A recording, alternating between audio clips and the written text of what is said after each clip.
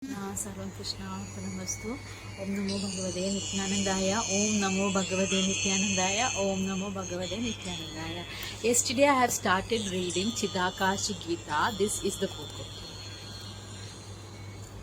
Can you see Chidakashi Gita? I have written means all the verses has been said by Bhagavan Nityananda, Swami Nityananda, when he was in deep meditation or trance while he was in Mangalore. So a lot of devotees were there, but one devotee named Tulasi Amma has written down whatever Baba has dictated during his trance. So then she compiled all the things which Baba had said during those time, and then it was compiled into a book known as the Chidakashi Gita. Bhagavan himself saw this book and he was quite happy to see this book. Okay, so I have read yesterday up to 5 verses 5. Then the sixth one, breathing should be scientific. He has told breathing should be scientific.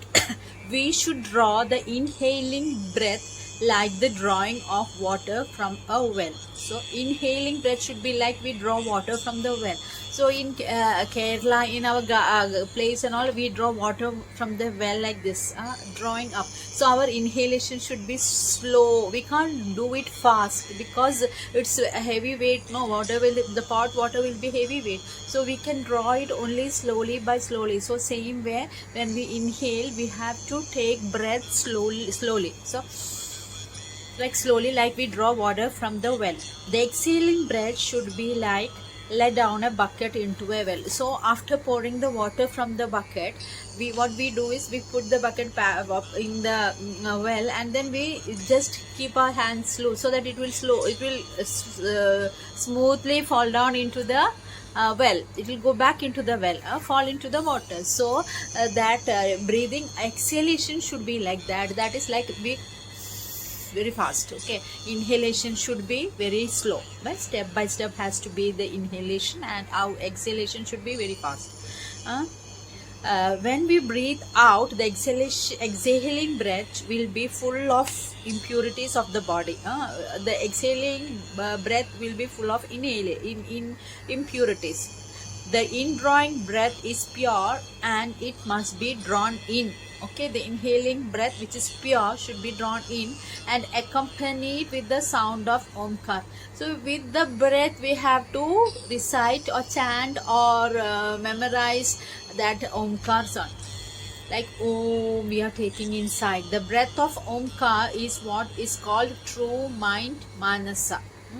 This intaking breath with Omkar sound is known as Manasa. That is the mind. So this is the fifth verse. So there is not, I mean sixth verse. So the next one is the seventh verse, mind, yeah, Manas, which is when pure.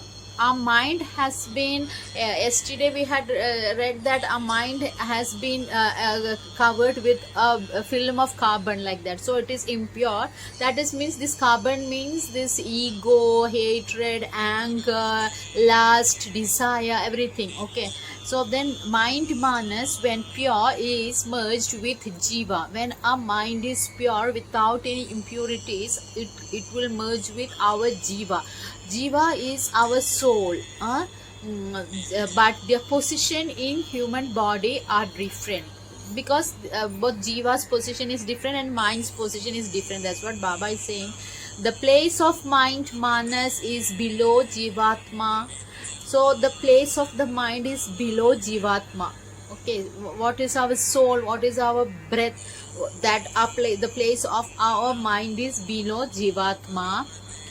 As mind Manas exists in the whole body, each cell of the body. Our mind is, we think that our mind is in our head, we think our mind is in our heart. Okay, so know that Baba is saying the mind exists in the whole body. Paramatma is in the whole universe. As Paramatma who is in this whole universe, this mind is in our whole body. This is what is being said in the seventh verse. So I'll read it once more. Mind ya Manas when pure is merged with Jiva, but their position in human body are different.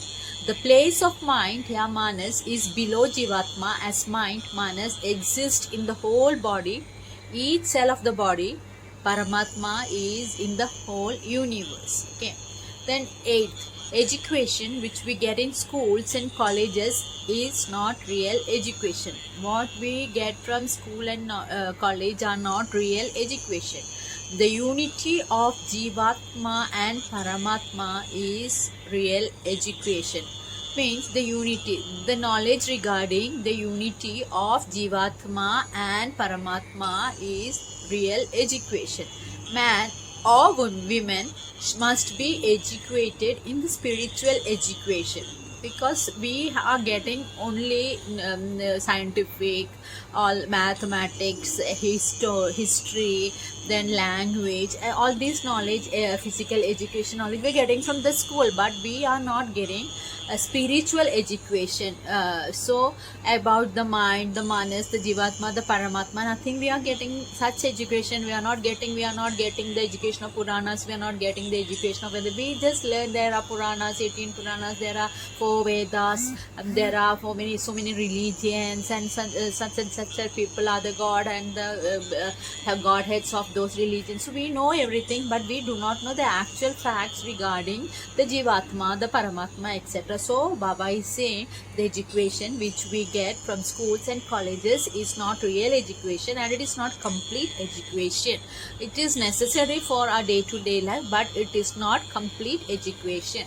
Man or woman must be educated in the spiritual education, that is, they must realize the unity of Jiva with Shiva. This is real education. If they teach us that the unity of Jiva with Shiva, this is known as real education. Next, 9th verse. Jivatma appears to be gross by his conjunction with the gross body. By practice of yoga, he can detach himself from the gross.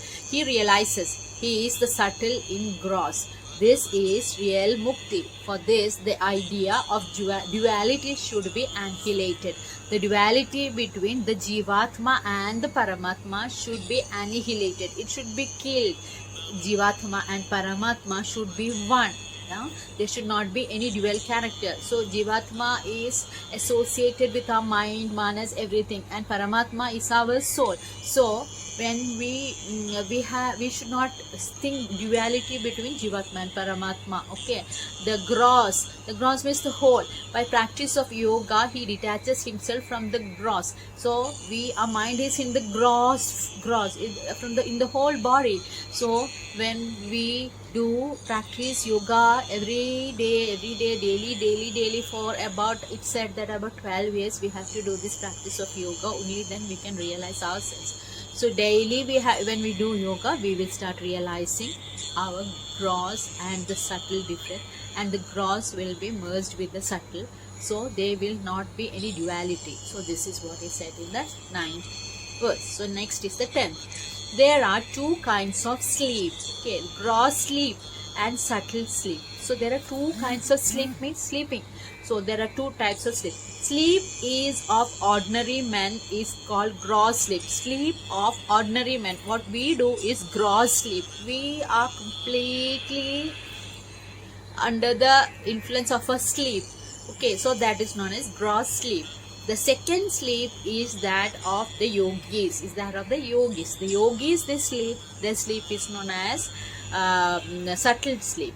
It is called yoga nidra. The yogis, their sleep is known as yoga nidra, which is the subtle sleep. A man must enjoy samadhi, which is the spiritual sleep. So the subtle sleep means samadhi, that is also known as the spiritual sleep. This is the goal of life. So we have to enjoy spiritual sleep, that is the subtle sleep. This is known as spiritual sleep or subtle sleep, or the yoga nidra, through which a yogi enters his samadhi position. So he is in samadhi. It is said that he is aware of the whole world. Okay, he is not sleeping, he is aware of the whole world. In spite of that, he is resting. That is the spiritual sleep. So next I am so this is the 10th one. So 11th onwards, five every day I will read 5 so that we can complete it all together. There are 286 or something verses, so let us read. So I think today it's 10 minutes. Okay, I'm just stopping it here. Let Baba help all of you who are listening to his teachings. This is the most subtlest teaching which is being told by Baba to his devotees. So I think nobody has told about such things. But it is not like a story or continuation. He just abruptly says about sleep, about breathing, like that. So we have to think about it, and we have to do everything and continuously practice and cultivate all these habits so that we can reach what Baba wants us to be with the grace of God. Namo Bhagavate Nityanandaya. Sarvam Krishnarpanamस्तु.